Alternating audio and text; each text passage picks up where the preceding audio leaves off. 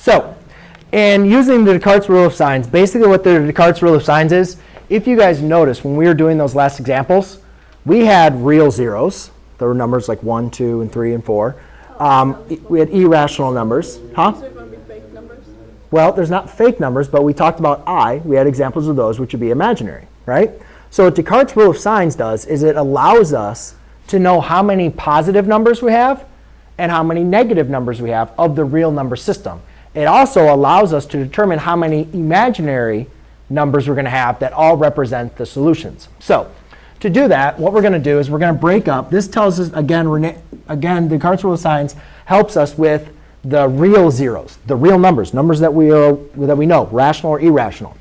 So what we're going to do is we're going to determine the number of positive and the number of negative real zeros. Okay, again, these are real zeros. Okay, so to find the number of positive, basically what we're going to do is we're going to rewrite the equation. When you guys are doing this on a test, you really don't need to rewrite the equation, but just for my teaching purposes, I'm going to rewrite it. For the negative, the number of negative, we're going to evaluate for f of negative x. I might say f of negative x. How would we do that? Well, just a little sidebar. You guys don't need to, if you write this down on the side, you can. If I had f of x equals x plus 2, and I said evaluate f of x for f of 3, what would you do with that? What do you do with the 3? Where do you plug it in for? You plug it in for the x, right? So now I'm expecting you guys to plug in negative x in for this, OK?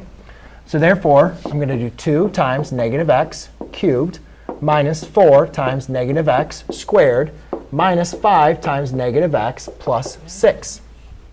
Okay, so you have to pause right here to go right now. OK. All I did, That was so much knowledge. all I did, I needed that for real. well, you really need to be working on this stuff. So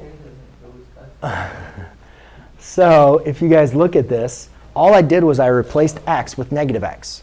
Now, this is important because when we raise negative x to a power, all right, basically what we're doing, ladies and gentlemen, is we're multiplying it by itself.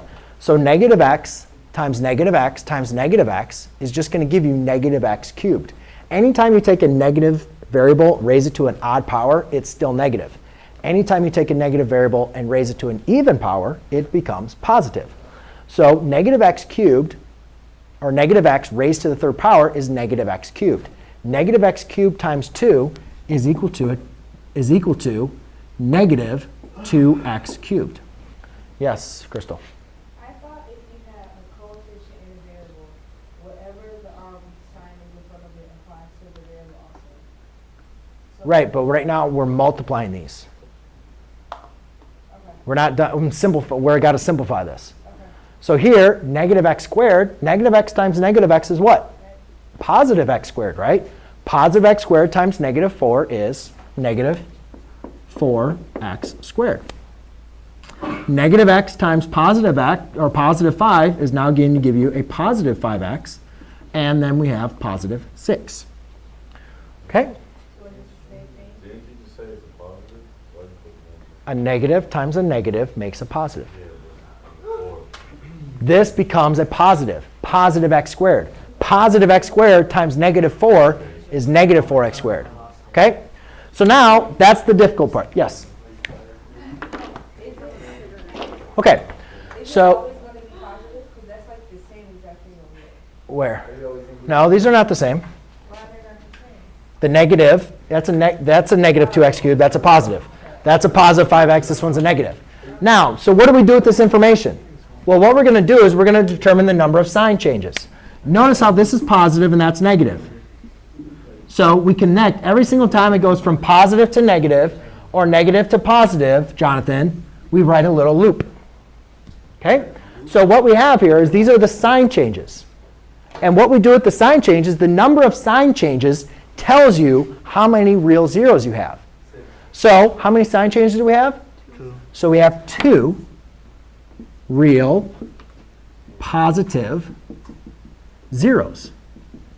Then the next thing is you always take the number of zeros that you have, or the number of possible, and you subtract 2 from it. So it's 2 or 0 real positive So we have 3 zeros. real zeros. No, what I'm trying to say is you can either have 2 positive real zeros, or you could have 0 positive real zeros. Okay, and I'll explain this in just a second. Let's get to the negative, then we'll talk about it. Now, let's see how many we have for the negative. Well, the negative, we only have one sign change. So there's only one real negative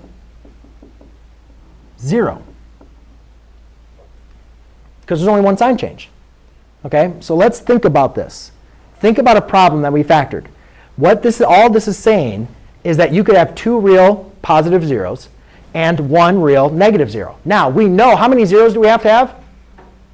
How many zeros do we have to have? 3, right? The degree is 3.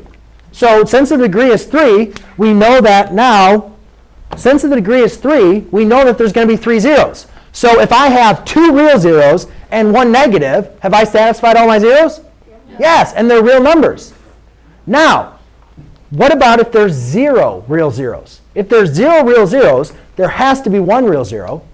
So I'm sorry, if there's 0 positive, 1 negative, that means we still have 2 more zeros, right?